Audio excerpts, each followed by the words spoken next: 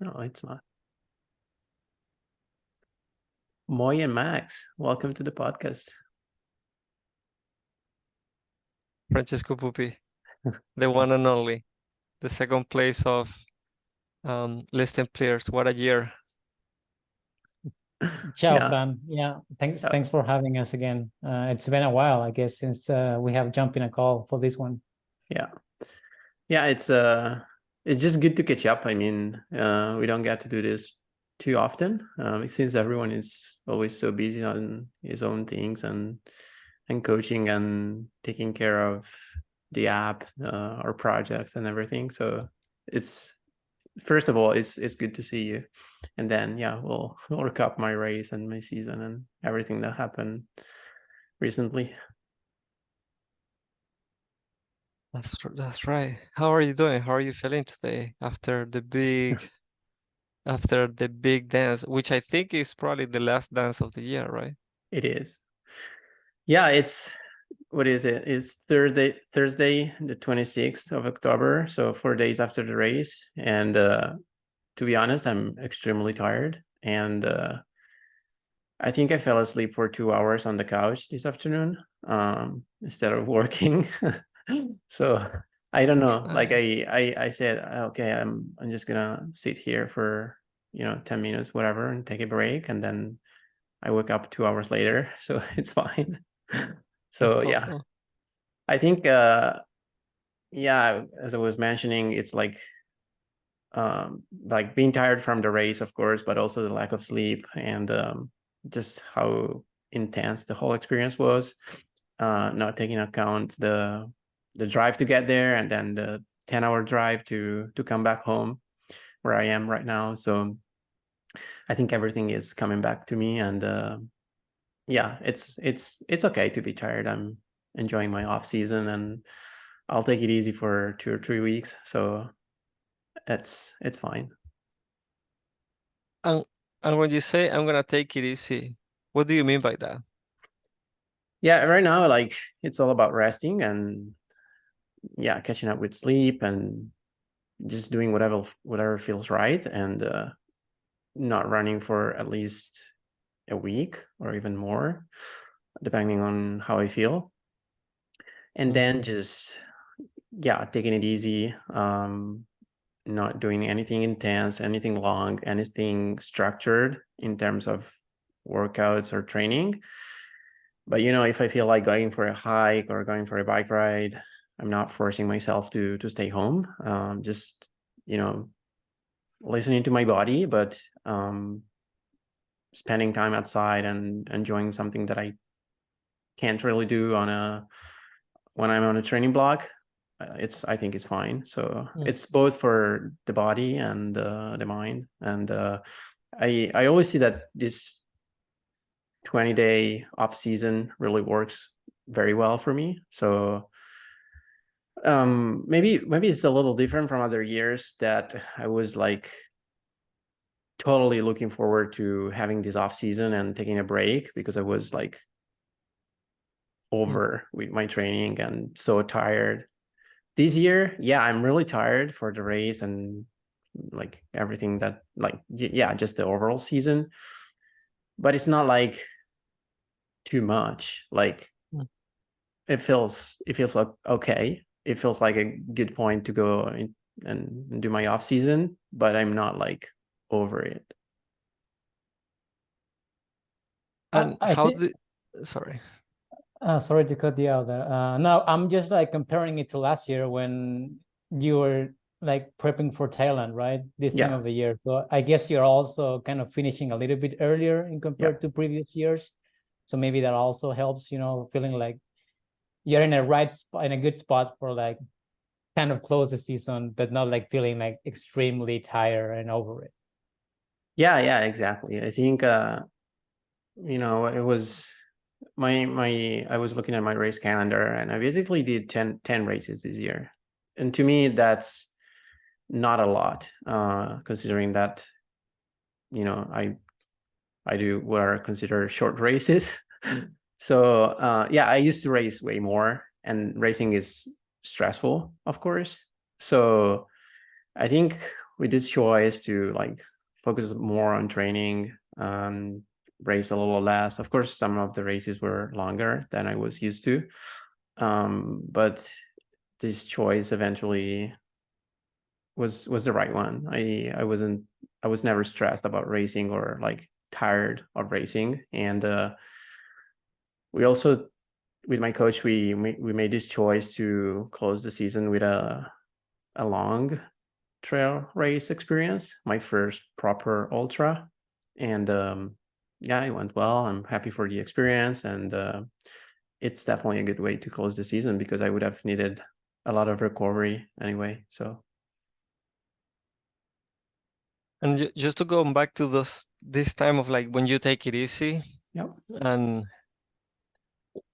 what happened when Francesco wake up one day and you're like, okay, like I really need to go for a run. Like my brain, my mind really needs to go for a run, to breathe fresh air, to feel the endorphins after moving, you know, and exercising.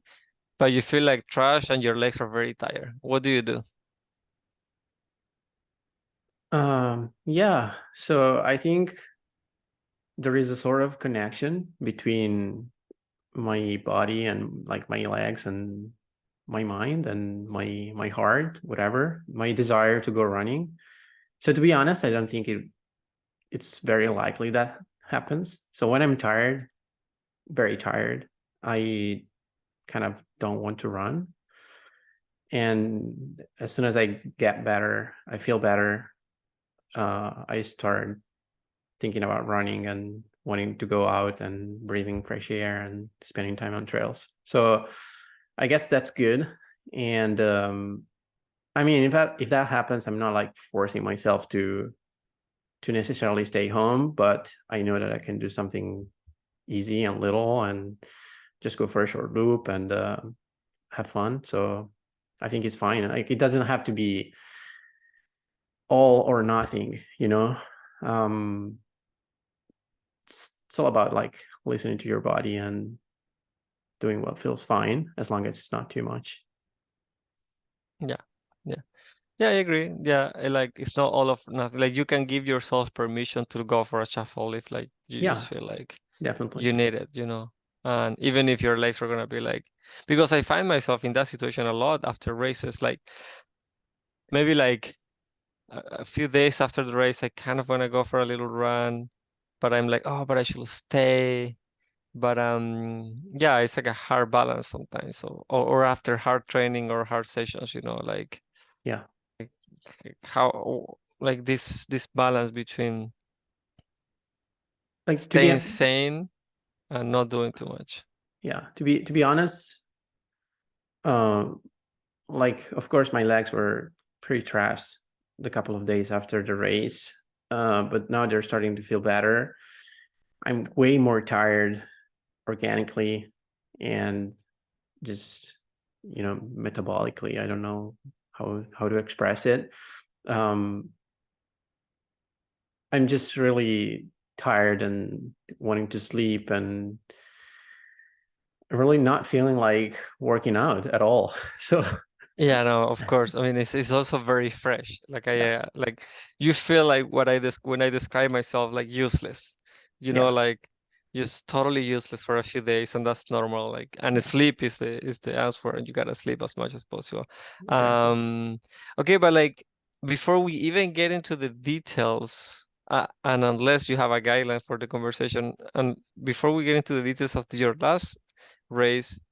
Like, how do you feel about your season? You had an incredible season. You were crushing it on the podcast, but you were crushing it even more on the trails. You had some good performance. You have some bad performance. You have some DNS, like did not start. So a lot of ups and downs. And you had a big travel to the US, but I don't think you will call it a success in terms of performance, but for sure a success in terms of learning and experiences.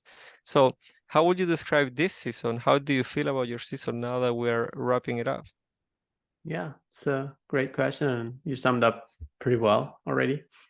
I feel pretty good. You know,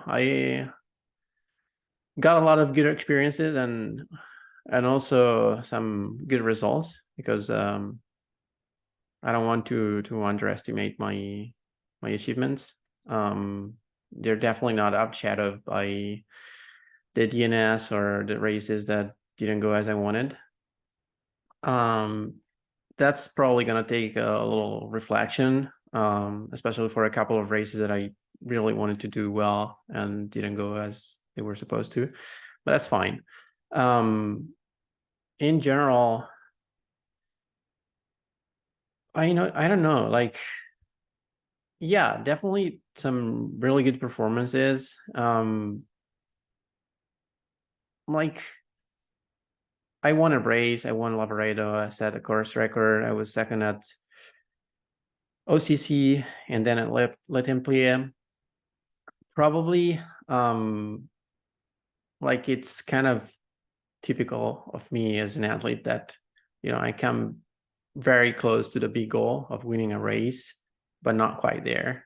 And then, I kind of feel that sometimes because I've had a lot of second places in my career. But it's not like I feel that I could have given something more to those races. Like, it's just the way it is.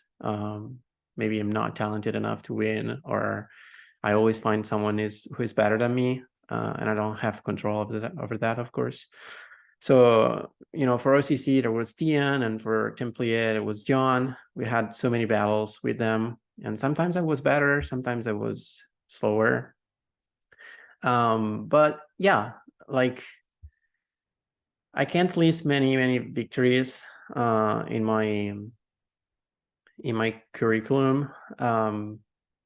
But looking back at this season, I think it's been pretty solid. And a lot of things have changed around me, both in training and personal life. So it feels good to be where I am right now, and to look back at my 2023. You may be second at the finish line, but you're first in our hearts. Yeah, For I sure. mean, my goal is to always, like, try to give whatever race I sign up to my best, the best of course. what I'm capable of. And regardless if I come in first, second, or 10th place, that's the goal. So, in some races I've not been, I may not be on the podium, but I can be really happy because I've given my best. So I'm just not quite, the Jonathan Albon or the Stian Angermund, because they win more. So Well, but you have also beat them, like, yeah. both of them. Yeah. So So I think it's a pretty interesting, like, you, trio, like, yeah, you have you been can, battling for a yeah, while. yeah, that's true. And you can't control how fit the other person is gonna be on that day. Yeah. In the World Championship last year, John couldn't control that you were extremely fit and you beat him, right? Yeah. Or you had an amazing day. So you can't control the day they're gonna have. You can only control your day, your effort, your training, and your decisions during the race, which, like, they were very good decisions because you really did a very good race, and you should be proud of that. But then, like, I mean, it's out of your control. Like, if, like, this I person know. was, like, faster that day, that doesn't mean that they're better. I don't believe somebody is better than other or more talented. Well, of course, some people is more talented. It's all about what happens on race day for me. Yeah, like, But that yeah. day, like, maybe that day their mindset was stronger, or they were just stronger, or whatever. But that's like a race is a test in one day, Yeah. So If we it do it is tomorrow, everything changes. So 100%. it's okay. So, But yeah, like, if I compare myself to Stian or John, I can't list as many wins or big achievements as they have. yeah, but they're also older But than you, yeah, much older. it's fine. Give yourself time. Give yourself some time. It's okay. I mean, Stian, I think he has 2 OCC wins, 2 World Championship wins, and Jonathan has 1 World Championship win and 2 Templiers win, and of course he won CCC this year. And it's kind of funny to think that I was on the podium with them last year in Thailand in the middle. So Steen was first and John was third and I was second. So I mean, yeah, it's pretty cool. But Estienne also had a DNF At CCC Ultra when he Pyrenees tried, and an Ultra Pyrenees this year. This year, yeah. You know, so like everybody has ups and downs, and of course, and I did more too. more than that, I will also like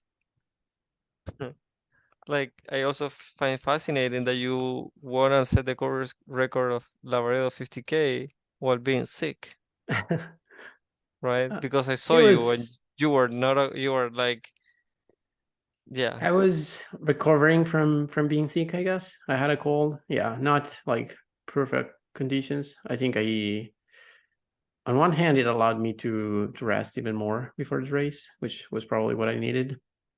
So I was like really careful to take it easy and try to get over this cold that I had. And yeah, I honestly, as I've already pointed out, I don't think it was my strongest performance of the year. It was a solid one, but it's nothing that other athletes can't do. So I'm excited to see how other people will run in the future and compared to my performance. Yeah. On Fran, sorry, like also at least I am very interested in hearing your thoughts now that this has basically been your first season doing ultras. I mean, I guess technically, even though of course it's not like you haven't been able to do them before, it's just like this year you literally decide to tackle those. So I want to hear your thoughts into like coming from, doing the Golden Trail series and like basically what we call short race, into doing proper longer efforts, now finishing with Les Templiers, which is like a proper ultra, right? Yeah, that's a proper really ultra. It's my first like proper one. Like I consider myself an ultra runner now, but because OCC is kind of in between because it's like 55K. It's less than 5 hours. For you, yeah. For most people, it's like 10 plus hours. But yeah, no. But I do want to hear though. I mean, what's your overall thoughts on the idea of like getting into the ultras and like basically, if this is something that kind of you see for yourself in the future, like getting more into it, or you just want to like keep it balancing between doing some short stuff at the same time, doing some longer stuff, or where are you at in terms of like the future, I guess? Yeah.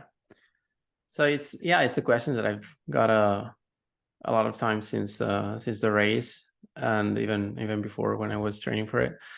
Like people asking me, so now are you gonna do ultras? Are you gonna focusing on the 50 mile, the 100K distance, whatever? No, like the answer is no. I think I will always try to keep this balance between short and long races. First of all, because I like it. Like I like the intensity. I like the feeling of a 1 hour, 2 hour race. And I think that the type of training for those races, or even having those kind of races as part of my buildup, is extremely useful, even for the long ones. And but then Templiers was first of all an experience to see whether I like this format and then how I feel doing a 50-mile effort, almost 7-hour type of effort, which is significantly longer than what I'm used to. So I don't know, and I think I've already written this to Moi.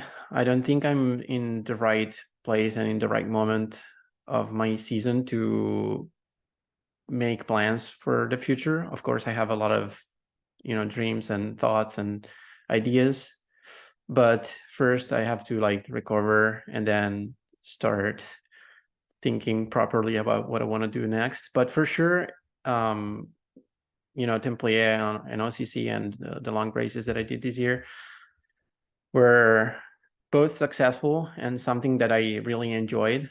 I didn't get bored. I didn't. I felt prepared and made for that. So it's definitely something that I would like to explore more in the future without losing sight of where I'm coming from in terms of my athletic experience. Regarding your training for Les Templiers, so you were just doing the races of the Golden Tour Series in California and Arizona, or Colorado and California. Sorry. California. Yeah. Were you training specifically for Les Templiers then, or it was kind of like a last minute thing? No, so like the decision to go to Templiers came after the Golden Trail Series races in the US, because originally I wanted to go to the Golden Trail Series final in Italy, same date as Templiers. But then it turned out that I didn't have enough points to really be competitive in the final. So I thought, well, it's not really worth going there if I can't compete for the top positions. It's also an experience that I've done several times, and I've already won a Golden Trail Series final in 2021. So like it wasn't the most attractive thing to just go there and, you know, fight for a 15th place or whatever in the overall ranking. Of course, there was like the race itself, but even if it wasn't was that in Noli. interesting. Yeah, I've thought a lot about that, and there was definitely some FOMO, because, you know, it's the Golden Trail Series final. It's in my country. It's something that I've always done. And it's Liguria. Yeah, it was like where we did our little training camp, basically. I know. Dude, it's a perfect spot in the spring. So yeah, there was definitely some FOMO. But you know, I decided, okay, I think this is probably a good chance to experiment with something different. And it's not like I wasn't prepared to run for 80K. I mean, the decision came 3 weeks before the race, so obviously there was not enough time for a proper build-up. But you know, considering that I had trained a lot during the summer, especially in July, and then I did OCC, which is a 5-hour effort itself, so a very specific workout for a race like Templiers. We decided that I just needed a couple of good long runs and then a few key workouts that were meant to, you know, find efficiency and just feel strong for a 7-hour race. And that's exactly what we did in the last, you know, 3 weeks leading up to Templiers. So basically I did a 4-hour 40K 25-mile long run 2 weeks before Templiers, and another 3.5-hour long run 10 days from the race, and then the rest was just shorter workouts and some intensity to keep the body sharp and ready. Because like, okay, we should probably talk about the course. Like, it's not like the most challenging course ever. It's fairly technical, to be honest, more technical than what I probably expected based on the race times and the previous performances. For example, Jim Walmsley won last year, 5-hour 56, which is like, you know, 8-minute mile pace or 5 minutes per kilometer approximately. So pretty fast. And I mean, it's not like CCC where you have a ton of vert. It's 3,500 meters over 80K, which is pretty runnable, but not extremely hard, not extremely steep. So considering that, like, I think I had the legs and the fitness to manage that type of effort. If it was like an 80K with 5,000 meters of vert, it would probably be different. So I think the choice to run Templiers was also dictated by the race route and making a pretty big jump, because it's like 25K more than OCC, but not a huge jump in terms of hours and elevation, which I, for the overall, for the outcome or like my success on the race, I think it was key. It's not like I was running for 10 hours. Yeah, we could have chosen a more technical, more difficult race, but I would probably have faced it with another approach and mindset. And specifically, talk to me a little bit about this last one, any surface available tempo, 8 kilometers at 3 minutes 13, and then 1 kilometer off, and then a 3K progression. Yeah, windy and high humidity. it was windy. Yeah, it was like the first day that it felt like the first proper day of autumn, fall. Yeah. Which I really liked.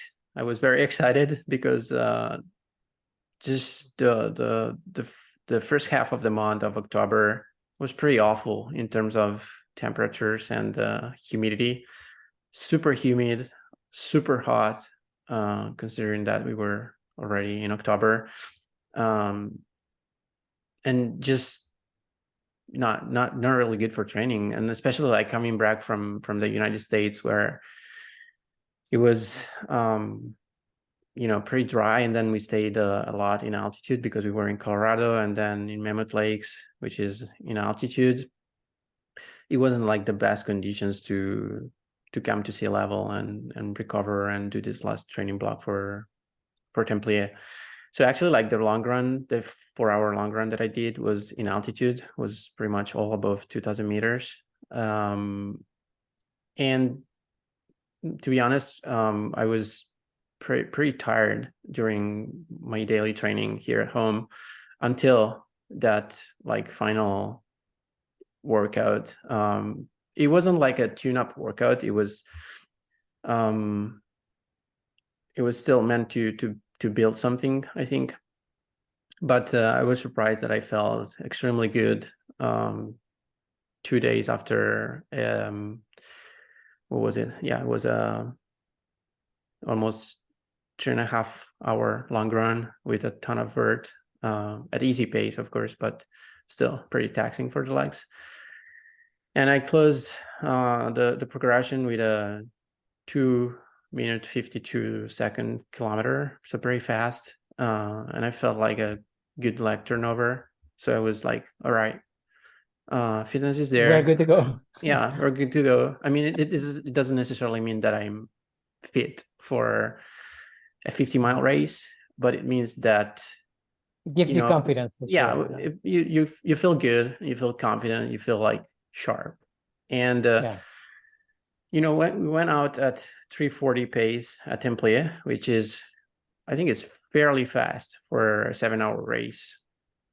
Considering that, like, if you compare to the 100K road world record, is pretty much the same pace for 1 hour longer. So I was like, all right, it's fast. But I was feeling like good. We were setting a good pace, and I was feeling okay. I was like always in the front group, and considering that I had run significantly faster in training, that didn't feel hard at all. And of course, my thought was, all right, we're gonna keep this effort for 7 hours, so I gotta be careful. But mechanically and organically, I was totally fine and totally there. So And sorry, and how about like nutrition? Now that you've been, maybe putting some longer efforts in like even the race yeah. itself, it's like very different fueling for a 2-hour race than a 7-hour race. Yeah, nutrition was definitely a challenge and something that I tried to test and experiment as much as I could during training, both with the normal gels and drink mixes that I'm used to, and also with solid food. In the end, I had different options for the race. So I was carrying everything with a belt because the race doesn't require much mandatory gear except from 1 liter reserve of water and the headlamp for the start because it's at night, and then like all gels and a bar, and I also had the drink mix in my flask, and so eventually I ended up only taking gels and the drink mix, and I was able to like get a couple of bites from the snack bar that I had, but not like eat the whole thing because I don't know, I just didn't feel like at 340 pace, I can imagine like eating a bar. So yeah, it was like not impossible, but it was also cold, so the bar was extremely hard to bite because when it's hot it doesn't melt, but it's way softer because of the temperature. But it was like 3 degrees in the morning, so the bar was like extremely hard to chew, and it wasn't like the best option. So I like kept drinking and probably took a few more gels that I planned, but I had my coach and my girlfriend crewing me at the aid station. So, and even that was funny because like I was we got to the first aid station, like dropped everything on the ground, changed my t-shirt with the tank, and they were like putting stuff in my belt, and I left, and like everything was like bouncing and not staying in place at all because like the flask were like mixed with the gels and the bars and different things. So by the time I got to the second refreshment, I had to give them indication to like, all right, keep the food separate from the flask and everything. And then we were like watching John Albon and this refreshment station technique, and he has like a bag with everything is supposed to get from the aid station. So like he gets the bag from his wife and he keeps running, and as he runs away from the aid station, he puts everything away in his belt and continues. So that's much more efficient, but it's something that I didn't practice, didn't know, and it's not that I lost a lot of time, but after the first refreshment I was like running for 3K or 2 miles with the flask in my hands and not really knowing what to do, and it was like a bit messy. But yeah, I think in terms of nutrition, so I wasn't able to calculate the exact number of gels that I got, but I think I ended up eating something between 200 and 2020, sorry, 2,200 and 2,500 calories, which is around a little more than 300 calories per hour. So about 75 grams of carbs per hour, which is pretty good. I think it's not like a huge amount, but also the race is not like extremely long. So I felt okay, never had any kind of problems. Energy levels were always good. So pretty happy with that. Yeah, that's great. That's great. And it clearly worked out. Yeah. Yeah, you don't necessarily want to upset your stomach by trying to get, like 100 grams or 120 grams of carbs if you don't really need to. And I guess some people may get obsessed with that, like I have to hit the number, and then kind of it doesn't really work out. And how did you feel about the competition? There was a very deep field, like a lot of very strong runners. I guess surprising for me was the third place, because he's a strong guy, but not necessarily a fast one. Now we know that it is. But yeah, like there was a very deep feel on the men's side. So how did you prepare mentally for that? Because yeah, you had a 4 hours run and a 3 hours run, and you also had a 200K week before. I was just, as we speak, I'm checking your Strava, which I normally do because we follow each other, but like I just was kind of remembering some things, refreshing my memory. But yeah, so like it's your first like shot at this. So how do you deal with this confident and then the deep feel and like the new distance, and you don't know what's gonna happen? Yeah. So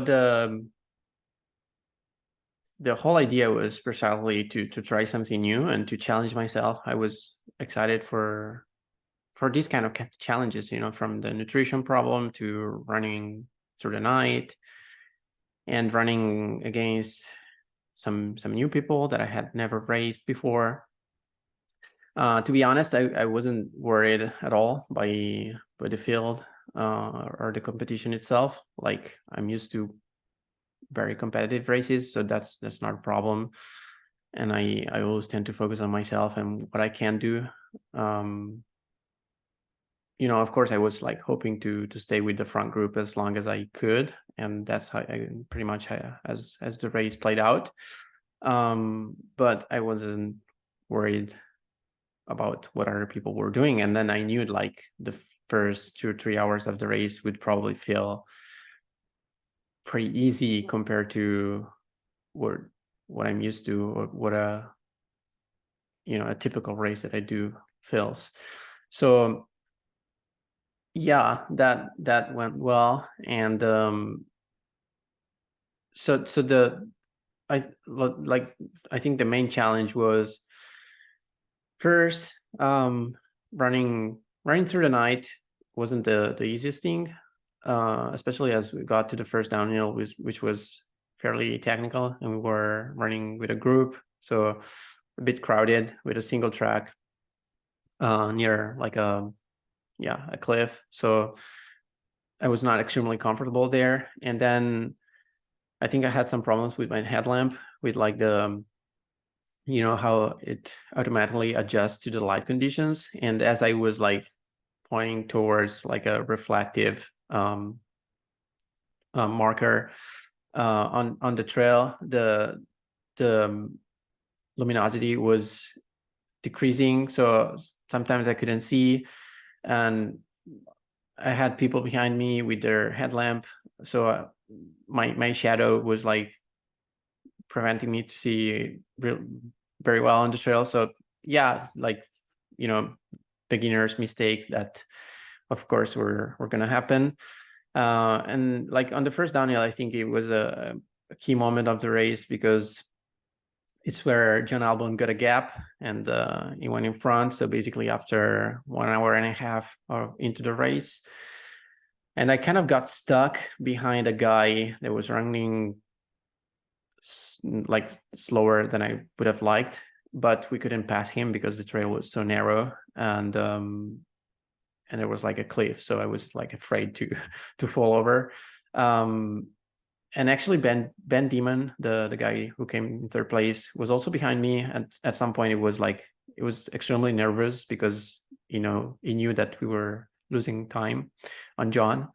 So at some point it managed to pass, but I wasn't a squeak, so fell a little bit behind. And by the time we got to the first aid station, I was almost 2 minutes back from John, and in 7th place, running with Jared Azen. So we ran together for a while, and then started making up some ground. And at the next aid station, after 2 hour 40, so kilometer 37, I think, I was third, and I could see Ben Demon just a few hundred meters in front of me. So I went, caught him in the next half hour or so, and then from there I was always in second place, but never saw John I was never able to really run with John, except from the first part of the race. And yeah, again, some impressions on the first part of the race. I was like surprised to see so many people starting at a relatively fast pace that, of course, they knew that they couldn't sustain for 7 hours. I mean, I was surprised that some people were breathing that hard on the first climb and staying near the front of the race, because like, why would you do that if you know that like it's way too hard than what you can sustain? So I was surprised by that. I was, pretty comfortable. I was chatting with John a lot in the first part. Then so that, like, the first part is like, you start on the road, then there is like this extremely steep but short climb that is like 400 or 500 meters, and then you run on this like plateau on very fast trails and dirt roads.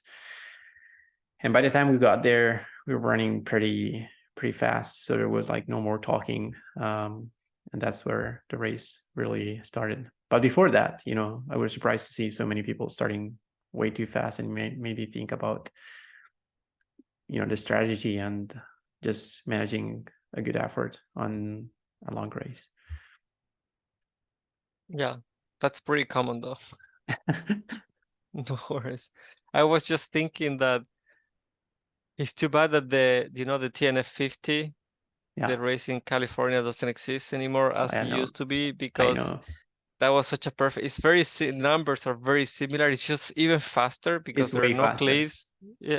Well, the record was at the 6 hours. Is fairly technical in some sections. Like, some sections are really for sure. I have been there, and rocky, and there are lots of roots. Plus, there was like a lot of mud from the days before the race. It was like a rainy week, so, and also like people passing on the trails before us, because Templiers is like for those who don't know, is like a huge festival in the south of France, which attracts around 10 to 11,000 runners each year on the various distances. So it's huge. It's probably the second biggest race in France, or actually in the world, after UTMB. I don't know, because there is another one called Saint-Élion. The Saint-Élion is also very big. Yeah, it's also like 10,000 people. Yeah, I mean, it's big to be a trail event. So some of the trails that we ran on were already, kind of muddy for the many people who passed before us. But yeah, this is like to say that the track, the route is probably not as fast as I was expecting, which is something that in the end I liked. Like, it's not something that I can't handle. I don't necessarily always like very fast trails. But yeah, comparing to the trails in California, which I was fortunate enough to run with Leo and with the Golden Trail Series athletes, stay there for 5 or 6 days, significantly slower. So to have a race like the TNF 50 would be a dream for me. Yeah, that was such a good one. And there are many races there, like the Headlands 50K, what else? Of course, the deep sea race. Just a bunch of them around that area in the Marin County. But that was an historic one. Yeah, and also like the time, it was like November, so like you had more time. It was a proper wrap to the year too, like that was now, well, I guess the Templier maybe will like fill that gap over time. For some people it is. Like, John was also closing his season with Templier. Jim did the same last year. I think for a lot of people who competed, and if you go on the result list, the list of winners and podiums is pretty impressive. It's definitely a good one to close the season. 100%. I mean, you just gotta be in France, but yeah, Yeah, it's for sure a very, very good race.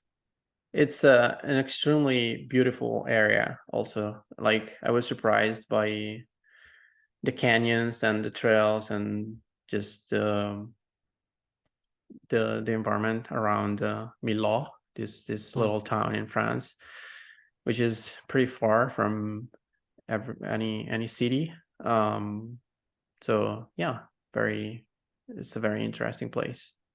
Very good for trail running. Yeah, you can run forever. Yeah. You can run forever. It's very, very good, and also like very, very happy to hear that everything went well. And like maybe right now you can see, oh yeah, I was second and not first, but like, dude, first of all, like you couldn't control this person being in the middle, but also like when you are going into the race, you don't even know if like how you're gonna feel 60K in, right? I know, yeah. And actually you are able to like not only continue but to push hard at the end, which proves that you have a very good fatigue resistance, like you're able to just keep pushing even if you have been running for a bunch of hours. Yeah, I think I went I went 25K into the unknown, because after 55K I had never run that far. And it's not that I was scared or nervous. It's just that I had to see how I would feel and how my body would handle the effort. But I was pretty surprised to feel that well and to still be able to run strong. And for example, the last couple of climbs, which are the hardest. Actually, the last section of the race is the hardest. Like you have 800 meters of climbing and descending in the last 10K of the race, which is a lot compared to what you did before. So like I was climbing pretty well there, and I was also able to make up some ground on John. Of course, it was too far, but it showed that I still had a good energy and I have a good fatigue resistance. So lots of reasons to be happy. And probably the hardest section of the race, I think part of it is mentally, was the third quarter. So from kilometer 40 to 60, it felt like long and slow. The kilometers were going by slowly, and I was thinking, oh, all right, we still have like 30K to go. It's like a huge distance. Like it felt a little intimidating. When you think like that, it gets even worse. So yeah. Yeah. And I was alone by that time. I was already in second place.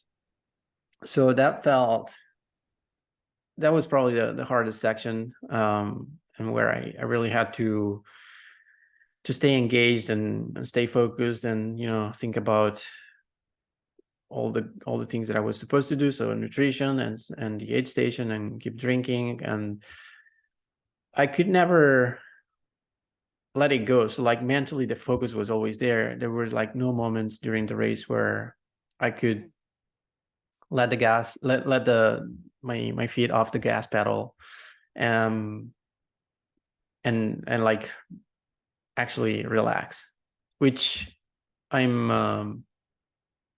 I'm glad it went that way. But I was expecting at some point to either feel bored or to lose a little bit of concentration, which never happened. That's pretty epic. Yeah, you were in the zone basically for the whole time. Yeah. It's pretty awesome. Make sure that you recover very well so you can be in the zone in the next one. But I like know. So let's finish the recovery. podcast so I can go back to sleep. Yeah, well, I may even take a nap No, now that I hear that you had a 2 hours long nap today. I know. Jealous. That's pretty terrible. It's good, man. You're accumulating hours of sleep. That's what you have to do. I know, but you Yeah. know, I always feel kind of guilty for that.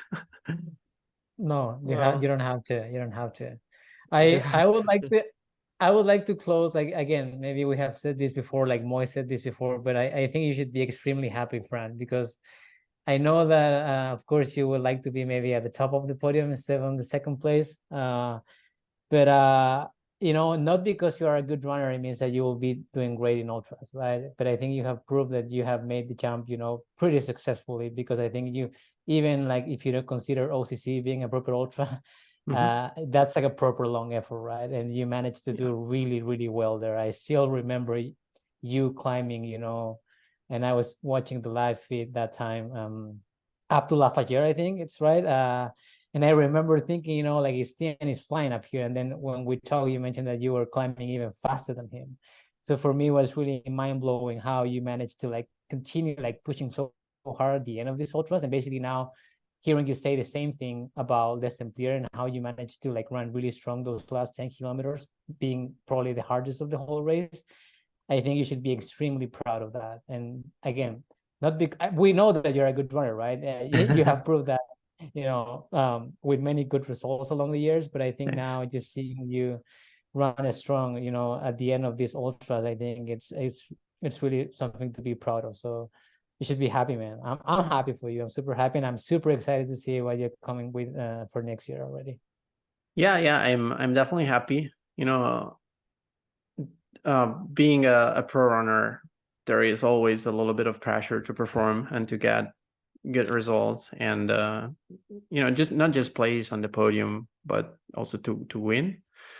And also there is always like some pressure that I put on myself, or like this tension to improve and be better and run faster and achieve better results. But on a personal level, I am really happy for how I handled this season and what I did, what I left in almost each race, what I left, you know, on the trails and the roads where I trained. So that remains, and that is important, and something that I don't want to forget, and that the people who are closer to me value and understand very well. So yeah, as you were saying, I need to be happy, and I feel happy. I feel in a good place. I feel satisfied, and I'm happy to have you as part of my journey, and always feeling like you're supporting me. So that's very important.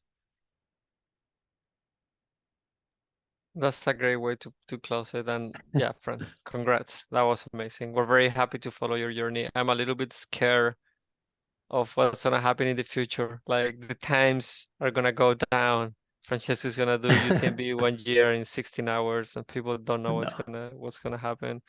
I agree with Max. I couldn't say it better. And I think now just let it sink in. This was an incredible performance, lesson player, and then OCC, and like your year was just like fascinating. Your second half of the year was incredible. So very proud of you and very excited to see how things evolve. If you stay in the short distance, if the next year's goal is, you know, Sierra Sinal, that's gonna be awesome, and we're gonna be there supporting as always. And if you decide to do something long, we're gonna be there. Whatever keeps you inspired, bro. That's the important part of the equation. Yeah, exactly. Whatever it keeps you inspired, you're gonna put your full heart on it, and you're gonna keep having great results. That I am sure of. I think like more than the race distance, I'm attracted and inspired by the competition aspect. So I always try to go where the level and the depth of the competition is the highest, and I'm not afraid to face and try new things and to confront with the best of the game. So I think that's something that I will always pursue and do, regardless I run short distance or longer distances. And yeah, as I mentioned, lots of ideas, lots of dreams, and things that I want to do and accomplish in the future. But it's good to keep the fire burning. And for the fire to burn, you need to add wood and sleep.